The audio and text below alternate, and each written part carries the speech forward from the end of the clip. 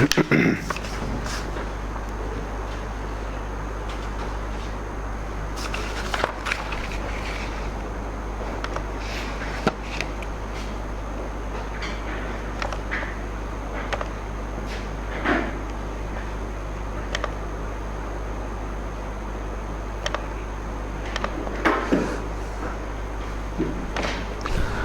we will start. Every time we have to pay our respects to the technology before we start.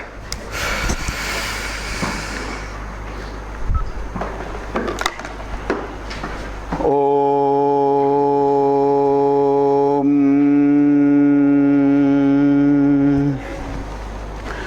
Yasmat Jatam Jagat Sarvam Yasminyeva Praliyate Yenedam Dharyate Chaiva Tasmai Jnanatmane Namaha Ishvaro Gururatmeti Murti Beda Vibhagine Vyomavat Vyapta Dehaya Dakshinamurtaye Namaha Taittiriya Upanishad Mayacharya Prasadataha Vispashtartharuchinam hi Vyakyeyam sampraniyate.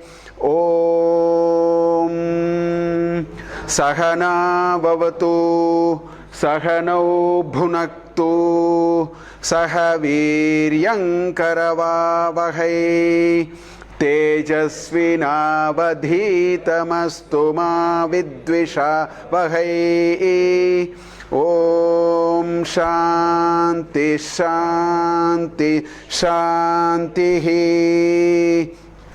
Om Brahmavida apnoti param tadeshabhyukta satyam jnanam anantam brahma yo veda nihitam guhayam parame vyoman Soshnute sarvan kamaan saha brahmana vipaschiteti tasmadva etasmad atmana akashas sambhutaha akashat vayuhu vayoragnihi agnerapaha adbhyah prativi Prativya oshadhayah oshadhibhyonnam annat purushah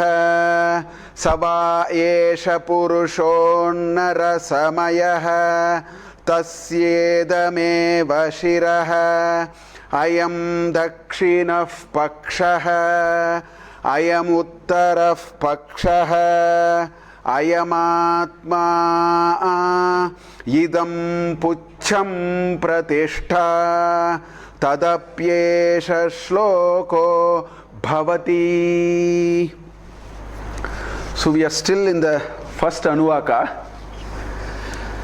So we have spent a lot of time on satyam, jnanam, anantam and brahma, which is a sort of an explanation to this sutra, Brahmavida param. One who knows Brahma, Brahman knows everything. So that is the sutra for the entire Upanishad. So the Upanishad tries to explain it, because sutras are always so cryptic. So in trying to explain it, we came to the next sentence, which is satyam jnanam anantam brahma. That's what we saw, yo veda nihitam guhayam and so on. Now the satyam jnanam anantam brahma, the Upanishad, in fact the rest of the Upanishad is only explaining this. So this is the structure in Brahmanada Valli. There is a sutra, Brahmavida apnoti param, that's all, full stop, over, the whole teaching is over. Now since it is a cryptic sutra, then there are 3 sentences quoted from Rig Veda. Tadesha bhyukta, it is said thus. Satyam, jnanam, anantam, all those are there. Now the rest of Brahmanada Valli only explains it even more. That's how the structure is. So now the Upanishad, the Shruti, moves to the next step. It says, how do I explain this satyam, jnanam, anantam? Brahman is nothing but satyam, jnanam, anantam. So that is where the explanation starts now. Most part of the Brahmanada Valli is there. So it gets into this central theme of how do you get this ananta. Now, look at it logically. We will come to this later. If something is anantam, if something is endless, no beginning, no end, let's understand it logically. If something is anantam, it is as good as saying it is advitiyam, it is advaitam. Because if there is a second item, then the first item is limited now. We are now talking limitlessness. So anantam actually means advaitam. There cannot be a second piece. If there is a second piece, that means we have now seen a limitation now. Second item is seen only when the first item is finished. First item is over. Moment you say the first item is limited, then this definition is now in trouble. So in a way, satyam, jnanam, anantam, the notion of Brahman, it has to be demonstrated as one single entity which is pervading everywhere. So the satyam, jnanam, anantam, which are the three components of definition for Brahman, says it should be all pervading, it should be non-dual, and it should be non-perishing. Only then this is possible, otherwise it is not possible. It has to be non-dual, all pervading, and indestructible. In fact, all the Upanishads have handled this. This has directly said that. The other Upanishads are saying it indirectly. This nailed it straight by saying satyam, jnanam, anantam, Brahma. So that is how the explanations start. So now, if you practically start looking at this idea that Brahman is, there is nothing second, everything is Brahman, then there are two things which challenges us. The two things are, we see the world now. There is this world. So that is not gelling with this idea. We see duality, we see aneka, nanatva, it's called nanatva. So we are seeing many now. Because the world is full of all kinds of things, so this is the one which will challenge us first. We have to reconcile this. Otherwise, this idea of, this conceptual idea that anantam means it should be only one is only a conceptual idea. But we see the world of multiplicity, we see trees, we see nice buildings, we see good number of people here, we see table, chair, we see the camera and whatnot. This has to be reconciled now. Otherwise, we are in trouble. So Shruti has actually wanted to work on that first. The Upanishad actually wants to address that first. Now the second is, even if you take an individual, you for the moment forget the world. You take the individual, you see a lot of differences in us only.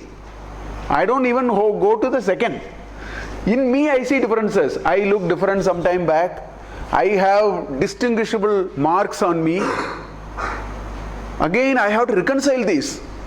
So this is what the Shruti has squarely entered into. It wants to establish the anantam, which is satyam, jnanam and anantam, saying that it is non-dual and all-pervading, by saying a real sadhaka will be challenged by these two. He will not know how to reconcile it with the world. Something has to be done about it. If you can reconcile that, then he will ask, within me I see problems now. So that also has to be reconciled now. So these are two major arguments going forward. So we just started it last class. The first argument, which is understanding the prapancha, understanding the jagat. Jagat is so varied. And here we are saying the Brahman is non-dual. So we will have to. So in Vedanta, in all the Upanishads and Brahma Sutra and all these, what we find, there is one powerful argument they put forth. I call it as Karya Karana Viveka. There is a fundamental paradigm called Karya Karana Viveka. Many things can be reconciled and understood with the paradigm called Karya and Karana. If I have to approximately translate it into English, it is cause and effect. The Karana is the cause, the Karya is the effect. So Vedanta, this literature, the Upanishads, Brahma Sutra, the Vedantic literature holds on to this pillar called Karya Karana Viveka and tries to explain to us, uses it in a way it tries to tell us how to actually. So what will this Karya Karana Viveka will do? It will do the following. First of all, it will try to explain why are differences manifesting. See, our worry is, on one hand we say ananta, non-dual, but we see so much of variety. It has to be reconciled. It has to be explained. So the first thing that it will do is, it will explain how the signs of the differences that really manifest in front of us. That's one. So it will explain, it will reconcile. Now it's not only about explaining, in the process of explaining we have to reconcile the differences. We should say A and B and C and D are all same, and you have to show it in a particular way.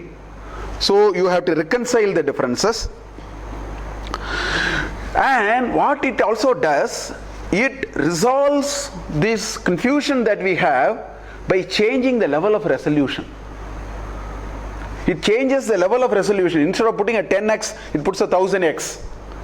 It gets you to another level, and through that it tries to explain to you, look at it from this level, you will stop seeing the differences. So it changes the resolution with which we have to see, right? And by doing all these, it will eventually lead us to that primordial cause, which is Sat, which is the Satyam. This is what this Karya Karana Viveka, that argument always does. Let's take one sloka from Bhagavad Gita, because I was thinking about it. One sloka came to my mind. Let's look at that sloka in chapter 7 of Bhagavad Gita. He says, Yechaiva satvika bhavaha rajasas tamasascha ye matta eveti tan viddhi natvaham teshu te mai. That is the crux of the statement, the last part. The first part explains the manifestation, the RGB of differences, which comes from Sattva, Rajas and Tamas. That is the color palette with which you bring the differences. So he says, all of them are coming from me. Krishna says, all of them are coming from me, but then he makes a very important final statement. That is, na tu aham teshu, I am not in that, but they are in me. It's a very strange statement. It says, I am not in that, but they are in me. It looks like a jugglery of words. Because what is a big difference by saying this one way or the other? This is a question which will come. Why do you say? Basically what Krishna is saying is, understand Karya and Karana. This is what he is saying. To take an example, we talked about it last class. I am only revisiting it again. You can get me a wooden chair. You can get me a wooden table. You can get me a wooden, whole world of wooden items. What Krishna is saying is, the items are in the wood is not in the items. This is what he is saying now. Now you have to understand this statement.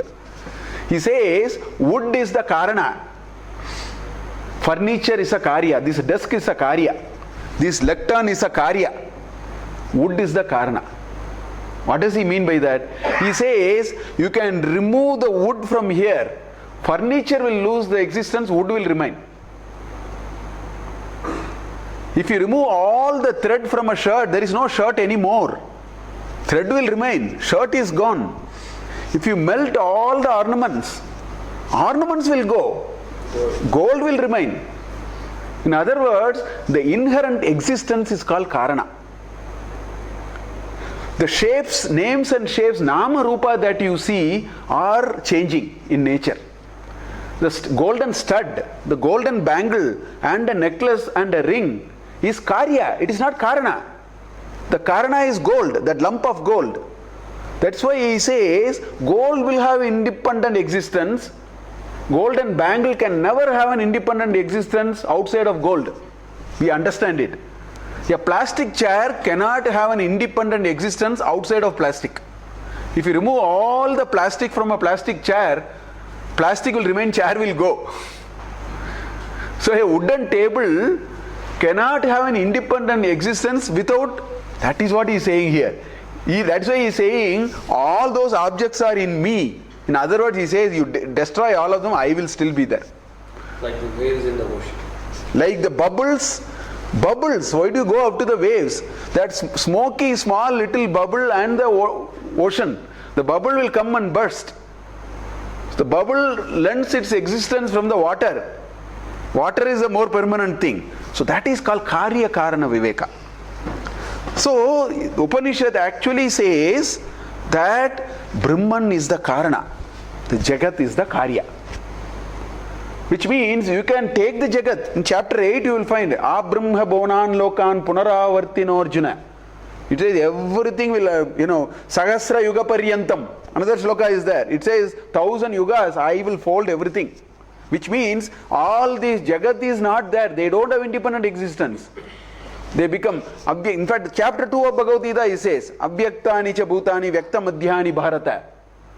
This manifestation, no manifestation, again manifestation are all Karya. The Karana is the Sat. The existence. People say, chair is there, table is there, this is there, that is there. The is the existence. That isness that is being supplied to the world of existence, that isness is the Sat. That cannot go. Can destroy the chair. The notion of chair is an inherent existence which was created. That will never get destroyed. That Sat of that will never get destroyed. So the Upanishad now what it is doing, it is actually taking this clue. It is taking this idea. It says, let me show you that how Brahman is the Karana and the world of dualities and multiplicities that you see are nothing but Karya. So in all the Karya cannot independently exist. They exist because of me. That's what he is also saying here. Natvaham teshu te mai. They are all in me, I am not in them. In other words, he says, I am the superset, that's the subset. A subset has to fold into the superset. A superset will not fold into the subset. That is the meaning. Mathematically, if you look at it, set theory, that is what it is trying to suggest. So that is what Upanishad is doing. It is now saying that the world that you are talking about. Now let us not go to the world. Look at simple chemistry. One way to understand chemistry is to see everything is chemistry at the end of the day. This has chemistry in it. So one level you can say, the chemical properties of a steel is different from the chemical properties of a wood, is different from the chemical properties of a polymer item, polyethylene, high density polyethylene and so on. That is at one level. Now you can go to the next level. Next level is you can split it into 102 elements, basic elements. The Grigor Mendele's table and all that. We can say, hydrogen, helium, argon and krypton and all that. We can say, chlorine, sodium. Basic chemistry says that is another level of resolution. So now I can analyze this steel piece in terms of calcium, iron, this, that and so on. We have now gone to the next level of resolution. One can go to another level of resolution. You can even go to the level of saying it is nothing but 1p, 2c, 3d, something there. All these are there. It is nothing but these electrons are all going around something. There is a neutron, there is some set of positrons and electrons are running. You can go to that level. Now they have even split that and gone to even the subatomic particle level. So our understanding of reality is conditioned by our ability to bring a lens with a certain resolution. That's all. So at one level we can say you are different from me, chair is different from table, table is different from light, light is different from electricity, electricity is different from water. You can say all that. That is one level. Now in the Upanishad it says, I will take you to the highest level, that just like you say any world of physical objects can be finally reduced to subatomic particles and pions and mesons and so on. Finally everything is made of that, including the air, gas, liquid, everything can be written with these basic particles. In the same way, The Jagat with all its nama and rupa, with all its so-called manifestations, are actually emanating from that Brahman. So the oneness is now preserved. Please understand. The oneness is the karana. What you see is the karya. This is what the Upanishad is attempting, which we saw that in the last class. We'll see it in a little more. Every Upanishad discusses this. So I want to bring Chandogya and Mundakopanisad and show how they are saying the same thing. So this is where we stopped. Tasmadva etasmad atmana akasha sambhutah. Tasmadva, from that. Etasmad atmana, from this also. It wants to connect the anda and the pinda with the same element. That's why it is pointing to both. It is pointing to vyashti and the samashti both. That's why he says tasmadva etasmadva atmana. Because this is the only way you can explain the second sentence which we saw. It said, satyam jnanam anantam brahma yo veda nihitam guhayam parame vyoman. You know it in the outside, also inside. So you have to know it in samashti and vyashti, anda and pinda. That's why it brings both the statements here. Tasmatva, etasmatva atmanah. From these only came. What came? Akasha sambhutah. It says the first element called Akasha came, which is the subtlest of the reality that one can think of. Then it said Akashad Vayuhu, Vayoho Agnihi. So from the gas, the fire and all that. Agnehe Apaha, Adbhyah Prithvi. And these are all and. We have to remember that. So that's what I showed in the next table. So basically it is explaining the pluralistic phenomenon as an endless variety of the combinations and manipulations of these five great elements. At the end of the day, it is these five great elements which combine to create this world of multiplicity, and that five great elements come from me. Therefore the anantam is now established. It is all a question of what level of resolution with which you want to understand it. It's up to us, is what he is saying. So Akasha, first it is Akasha, and from Akasha you get this first tanmatra called Shabdam. The reflection has to happen only in a space. That's why the first tanmatra is Shabda, which is the subtlest. Then Vayuhu, because for gas to pervade you need space. So space is the first thing that you need, in which the gas has to pervade now, fill in. So that's why the Vayu requires both Akasha and Vayu. These are all and. Please remember, these are all and. For Vayu you need a space. Without space there is no notion of Vayu. And so Sparsha and Shabda. Vayu also makes a Shabda. Sometimes the blowing of the air we are able to hear. Right? So Shabda and first time you feel is only the air. Shabda and Sparsha. Then Vayoha Agnihi, the right gaseous mixtures, the carbon dioxides and the oxygens of the world and hydrogens and heliums of the world bring your fire. If you want to use chemistry to explain it. So you need space and gaseous system to get the fire. That's the third. Fire has Shabda. Fire also sometimes when it rages, there is a noise to it. It has Shabda. It can produce Sparsha. Touch and see, what Sparsha means for a fire. And of course, for the first time you get a Rupa. For the flame creates the notion of Rupa first. So all the three are added. Rupam plus Sparsham plus Shabdam comes through the third Tanmatra. Then comes Apaha. Because without fire, this whole great recycling of water is not going to happen. Condensation is an important principle of creating water. Water is a very recycling kind of idea, for which fire is very important. Without fire, water will be lost in finite time. It is the fire which is consuming, evaporating and then distilling it in a different format. So they are all related to one another. That's why you have Apaha. And it has Shabdam, it has Sparsham, it has Rupam, it has the notion of taste comes only with the liquid system. Apaha is a beginning. Basically it talks about the liquid system. Water is the first most dominant representative of the class. We are saying the liquid system starts. After the gaseous system, you have the fire and then the liquid system. Rasa, the notion of taste starts. Then comes Prithvi, which is a numerous combination of all these elements. It is a combination of gas and liquid and all that which makes solid at the end of the day. So that is what it is. So that's why you have the last item, which is Prithvi, which is Gandha. The notion of smell comes only with even a smell in a water is because of some suspended particle which is solid.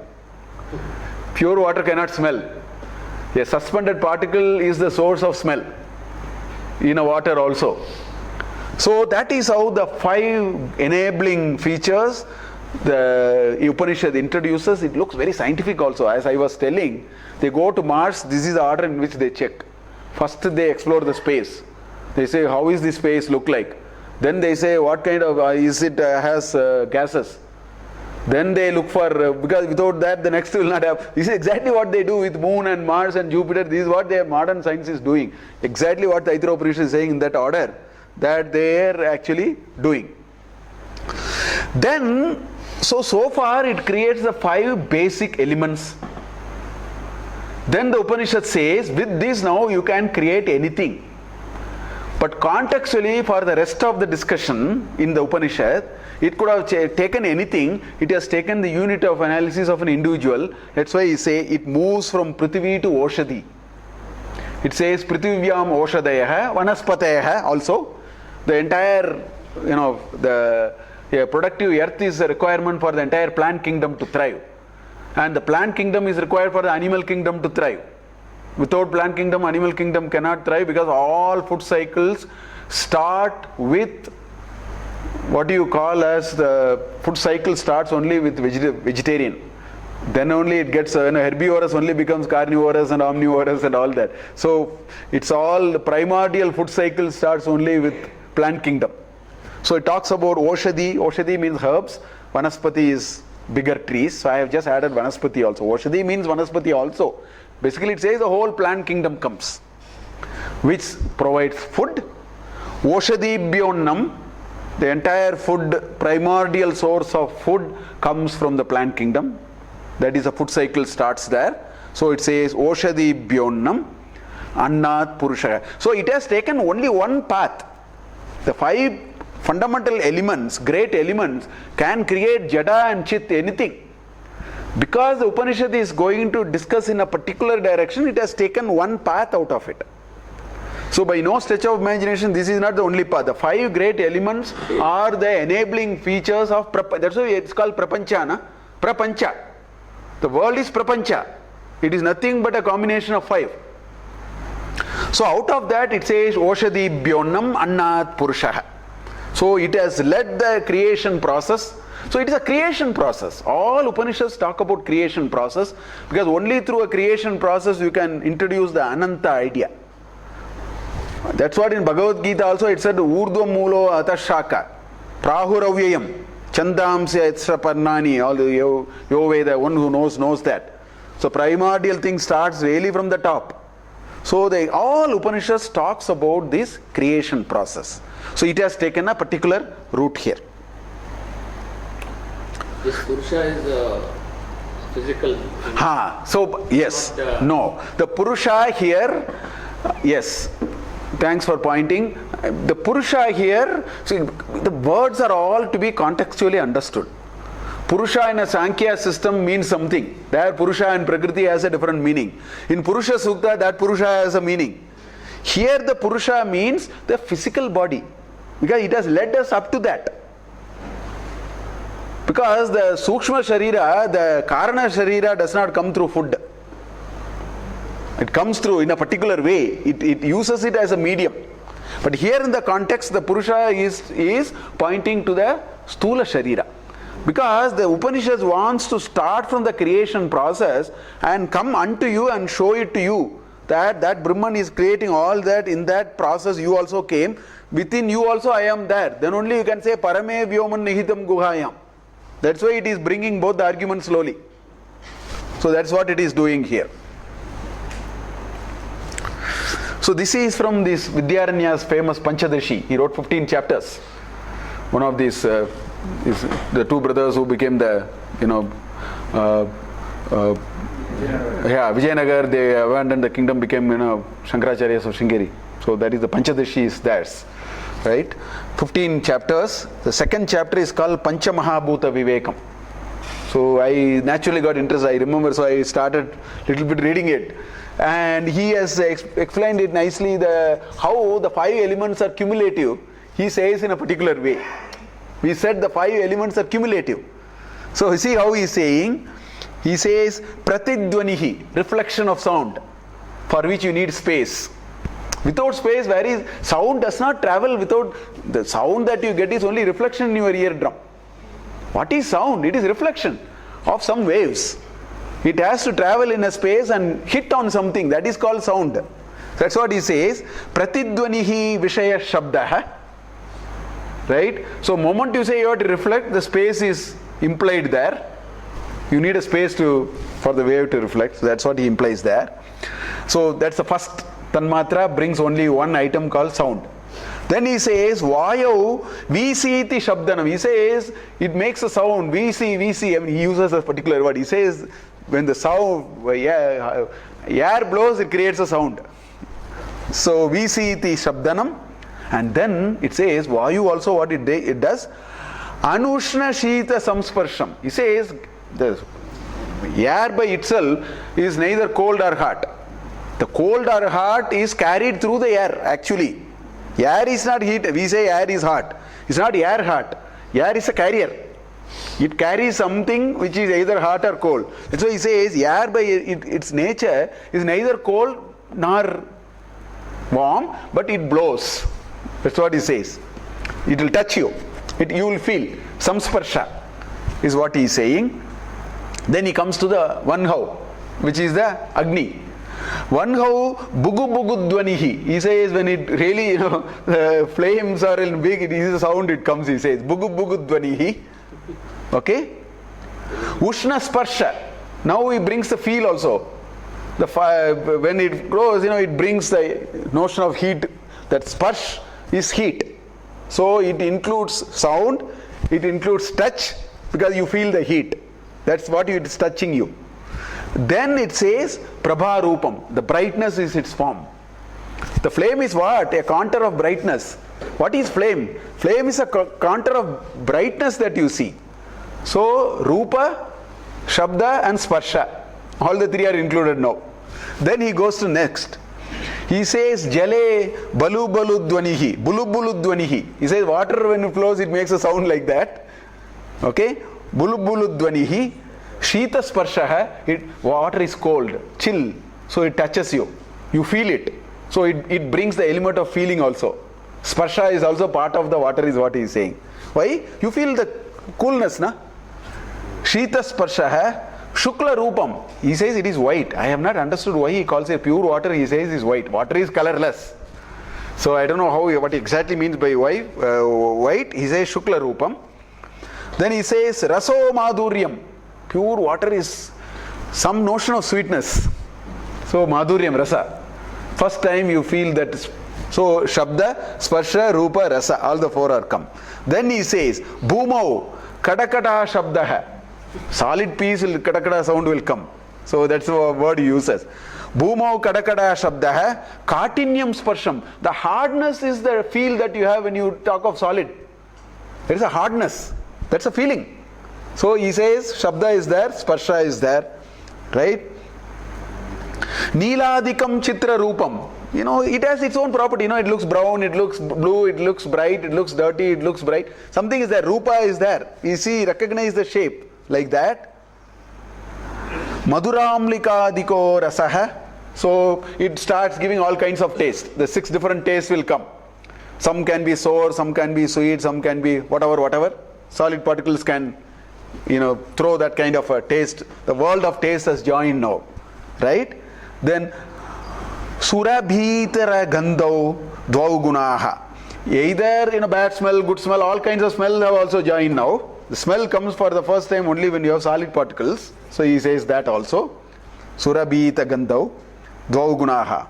right? Both either this smell or that smell, both kinds of things can happen. Samyak vivechita. So he uses this example in his beginning shloka itself. He says, understand it is and. Please understand, it is not, they are mutually exclusive. Every tanmatra requires the previous all tanmatras for it to get enabled. Remember this. So that's what he nicely brought it through this shloka. Now let's look at a few Upanishads in which it talks about this whole process of creation. This has been a central theme in all Upanishads, major Upanishads, dealt in detail. Right? So he says here in Mundakopanisad, it says, it's a very famous shloka, nice shloka, mostly misunderstood shloka.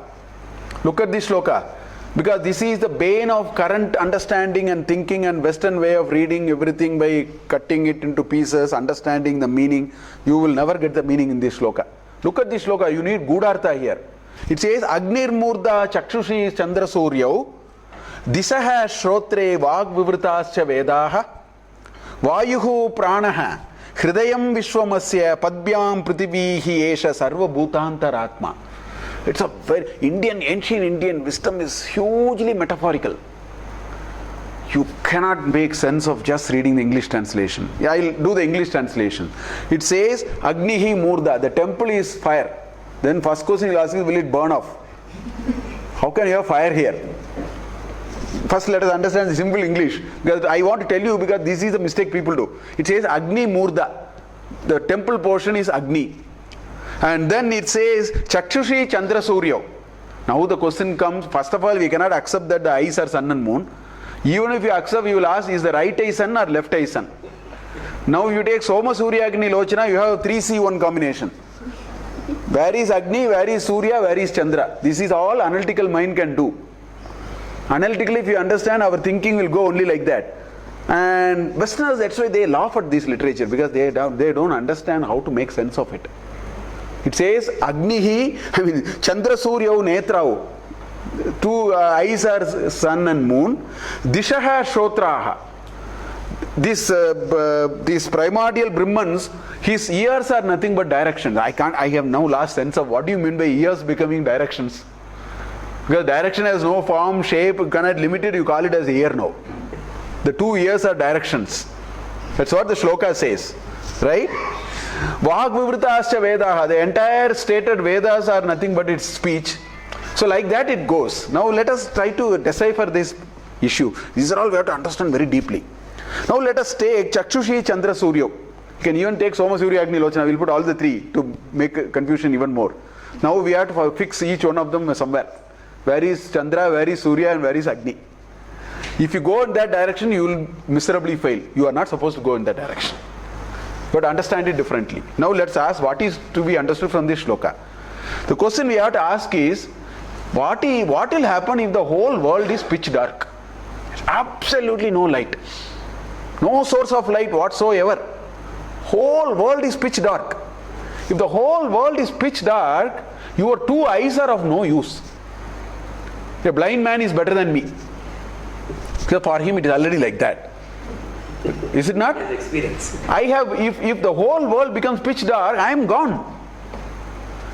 You agree with this statement? Now let's go to the second statement. If you agree with this statement, I want to make a second statement. Second statement is, there is only three sources of light for the whole world. You do whatever you want to do. You bring any amount of science. There are only three sources of light. The first source of light is called sun. Then there are two derived sources out of it. One is called moon, another is called fire. Fire comes only because of the solar system is why we are all here. The shirt that we wear is sun. The air we breathe is sun. The thing that we see is sun, because everything is because of sun.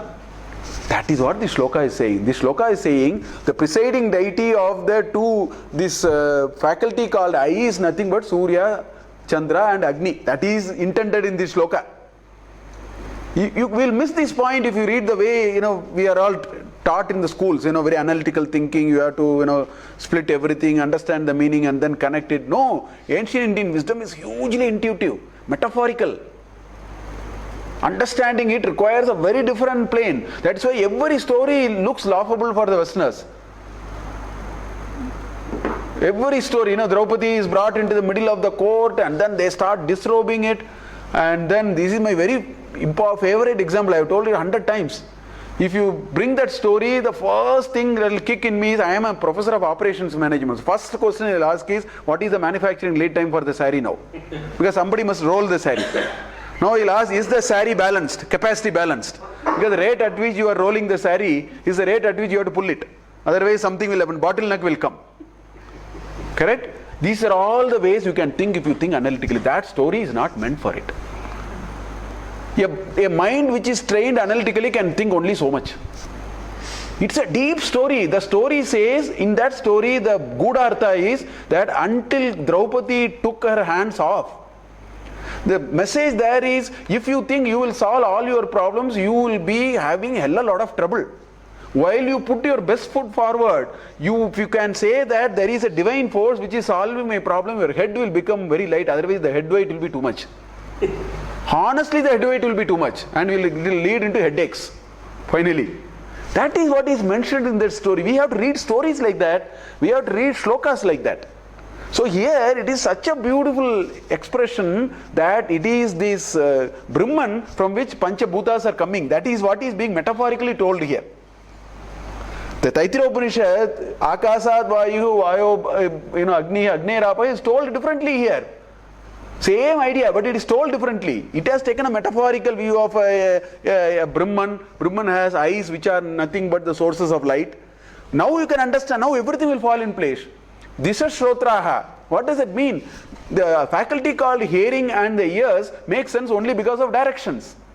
And that God created that direction for us and created the faculty called ears also. All those are coming through this shloka. It will fall in place. So this same Akashad Vayuhu Vayoragni Agni Rapaha is told differently here. It takes a so-called Brahman and metaphorically argues how the Brahman is made of.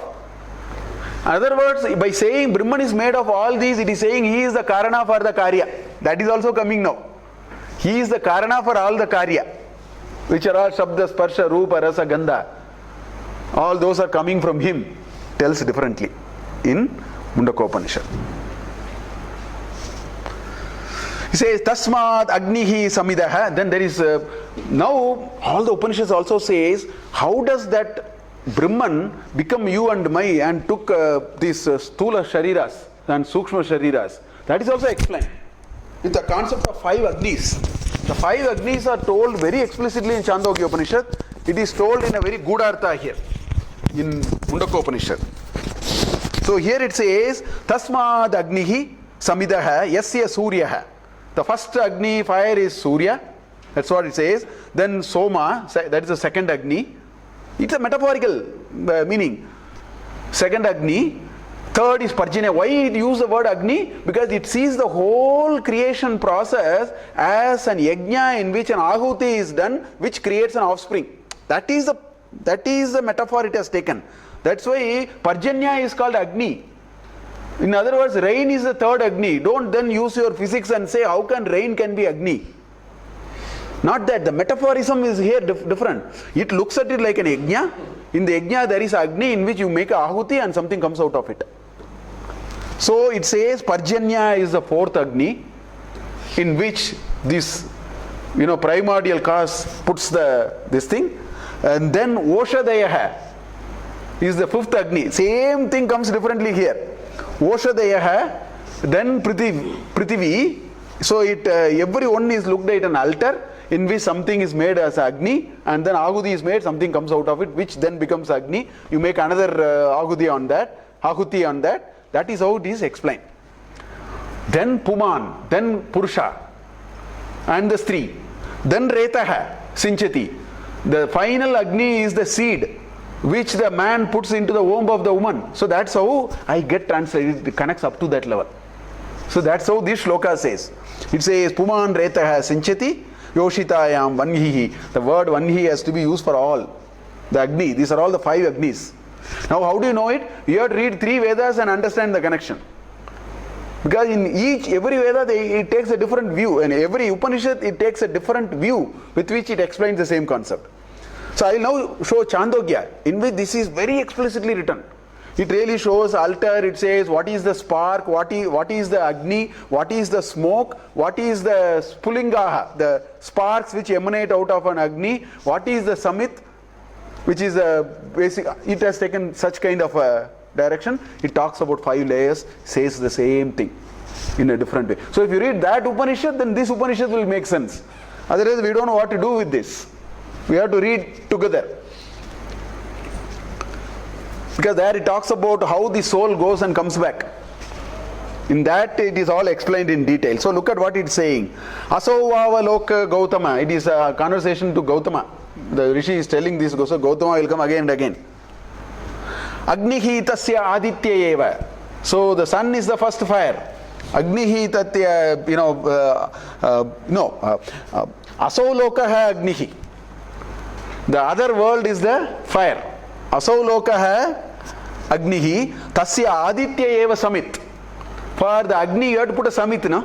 So that is aditya. It has taken another metaphorical way in which it explains the concept. Okay? Aditya eva samit. Rashmayaha dhumaha. The brightness that comes out of the sun's this thing, that is equivalent to the smoke. Okay? Ahaha archihi, the daytime is the flame. Okay? Chandramaha angaraha. Angaraha are the ember. In the fire there is this ember, no? So it is a metaphorical description. So the moon is the ember. Nakshatrani vispulingaha. It's exactly like a vispulinga. Fire when you do in Diwali time, it all looks like star. It's going all over the place. No? That's why it uses nakshatrani vispulingaha. So this talks about the altar now. Altar, you have everything now. Now you have to put something on that. That is the next sloka. Tasmin, etasmin, agnau, in this agni, devaha shraddham jughvati. What they put is shraddha. Faith. Faith is what is put into it. Jakhvati tasyaha ahutehe. Out of that faith that they put into this agni, the soman came, which is the ultimate source of vitality for it to flow through. Somaraja sambhavati. So the first fire is described. Now it goes to the second. He says Parjanyaha vava Gautamaha agnihi. The second agni is Parjanya, which is rain. Because it is the moon which brings the rain in some format. So now it is going to the next layer now.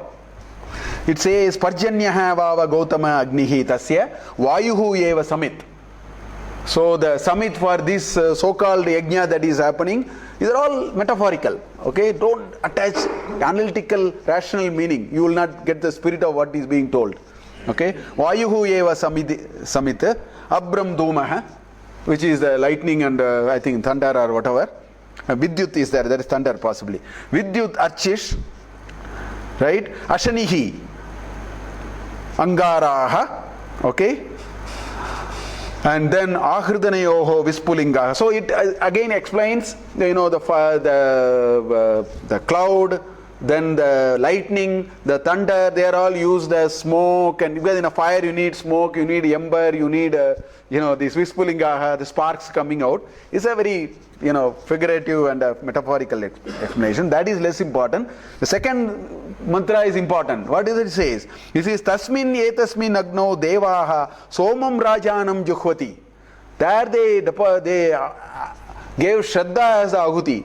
Here they gave soman as the ahuti. Hasya ahutehe varsham sambhavati. So the soul passes through that medium and gets into the rain. Actually, it explains how the soul actually finds its way back. It comes through rain, it gets into the dhanyas, that is eaten by the potential father, and his retas, his vitality, and the mother, and the vitality increases. That's how the whole process is explained. The soul, if it is not able to match, it passes out of I have read somewhere, it passes through the stool. Unless it finds a match, it will not click, it will come out. Again it will go through this process. It really searches for that and reaches. So the soul has now gone into the next level, which is rain now. It has gotten into the Karana Sharira has gotten into the rain now. Second Agni is that. Then Prithvi Vava Gautamaha Agnihi Tasyaha. The third altar is, the Agni is the earth. Because the water now will come to the earth. Eventually I have to now be born here. So it has now landed. So this is altar now. Okay, Agni here. Prithvi vava Gautama Agnistasya Samvatsaraha eva Samit Akasha. This is very metaphorical, so I will not explain too much of that. Right? Dhumo Ratrihi Archihi Dishaha Angaraha Avantara Dishaha Vispulingaha. The interspace are the sparks and so on. Anyway, Tasmin Etasmin Agno Devaha Varsham Juhvati. They offer this rain as this thing, and out of that what comes? Annam Sambhavati. When you put something in the ahuti, you get a pala out of it. That is the metaphor. So you put water, you get anna. That's why he said adbhya prithvi prithvyam oshadayah. That is coming in different way here. It's coming in a different way here. So now you get the food. That is this thing. Then it says Purushaho Vava. So the next altar where this ahuti must happen is human being. Right? So Purushaha Vava Gautamo Agnistasya Vakeva Samit Pranaha Dhumaha Jikhva Archihi Chakshuhu Angaraha Shrotram Vispulingaha. All those are there. Tasmin Yetasmin Agno Devaha Annam Juhvati. The samit they give is, the ahuti they give is annam, and that manifests, and what you get out of it is vitality. For both the man and the woman. So that is what is coming. So this is the next Agni, fourth Agni, which manifests itself as vitality. In the next it talks about the procreation process as the fifth Agni, in which the soul finally finds an expression. So it connects the whole thing in a different way. What is written in one line in Mundakopanisad comes in a very different way here. Tasmin yetasmin agno devaha reto juhvati. The seed is deposited in the womb, right? And ahutehe garbham sambhavati. That's how the soul finally finds its expression and comes out. This is all explained in Chandogya. So 5 Agnis. The metaphor is an ahuti, samit. You give something and then you get the phala out of that. So that is being explained. So the same idea, Taittiriya says differently, Mundaka says differently, Chandogya says differently. But what is most important is it says that Brahman is the Karana.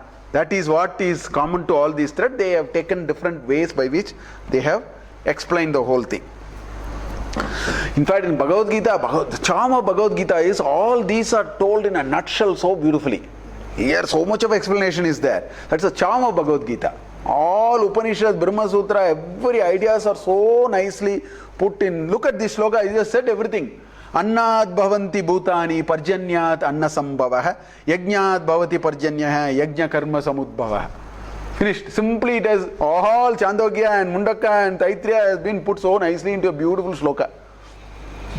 It says, food creates vitality, food happens because of rain, rain happens because of yajna, yajna happens because of good karma. They're all connected. In a very nutshell, it brings the same idea in a different way, and it talks about how this whole relationship is painted. If you read all the Upanishads and read this sloka will mean all these. They are all related to one another. Actually, after every chapter it is said, no, Brahma Sutra, Upanishad, you will have the Saramsa. Yes. That's why in Prasthanatraya, see, Prasthana means, the word Prasthana means starting to go. When you go for, when we at right Muhurta, we can't go, we keep Prasthana, we say, right? Prasthayati means he is ready to go. So these texts are called Prasthanatraya. Why? We have to, we are ready to go and hit the final jackpot. You want to know the Jiva, Ishvara Aikya Bhava. That's why they are called Prasthanatraya. So the 3 Prasthanas, Trayas, included Brahma Sutra, which is Sutra, which is very cryptic, 550 Sutras. You have to sit with a Guru and read that 550 Sutras over a few years. Because each sutra needs enormous explanation. Atato, Brahma Jignasa requires at least about 5 hours of reading to find out what it is. Right? Janmadhya Yonihi, second sutra. I think it requires a lot of time to understand because they're all by nature very cryptic. Then comes Upanishads, the Dasha Upanishads, because they also show all that. Then they put Bhagavad Gita. That is the charm of Bhagavad Gita. All these are so nicely folded into Bhagavad Gita. If we understand Bhagavad Gita, we will easily be able to understand the larger principles anyway. So anyway, so this is a Srishti Prakriya which we are going through. The Upanishad is saying, how do I say satyam, jnanam, anantam? I will show you by saying the root cause of everything that you, multiplicity that you see is from the 5 great elements. The 5 great elements manifested from me, right? Now the Upanishad is descending to another level. It says, I have now shown that 5 great elements explains all these manifestation, if you know Karya and Karana. Now I will come to your level. If you are ready to reconcile to this, now you will still have problems of reconciling. You see differences, so it now wants to go to the next level. That's why it starts. It says, Savayeva Purushaha Annarasamayaha. So here Purusha again means the physical body. Because only a physical body can be Annarasa, Rasamaya. Right? See, Maya is Maya Pratyaya. It is, nothing but that. It is made of that. It's called Maya Pratyaya in Sanskrita. Rasa is actually subtle, distilled, pure. You can take 1 liter of milk, and the rasa of that is a little bit of butter or a little bit of kova or something. That's the rasa. So it says Anna Rasa Maya. So this physical body is nothing but all your food finally becomes your body. In Chandogya again there are some nice, all these are mutually supporting kind of Upanishads. About food there are some things in Chandogya again. But anyway, here it says Yeshaha Purushaha Annarasamayaha. He is nothing but the distilled form of food. That's why the food what we eat is very important. It's not only, here it talks about the physical sarira and then it will slowly get in. In Chandogya it says it affects your frame of mind, your mental disposition, everything is a function of food. Chandogya says that.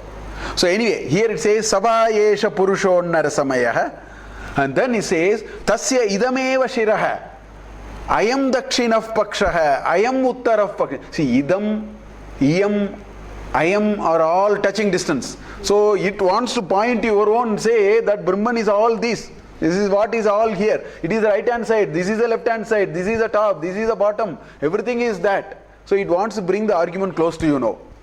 It wants to take it really close to you now. First it talked about the 5 great elements with which you try to understand the commonality in the world. Now you think about it. I will bring the argument to yourself now.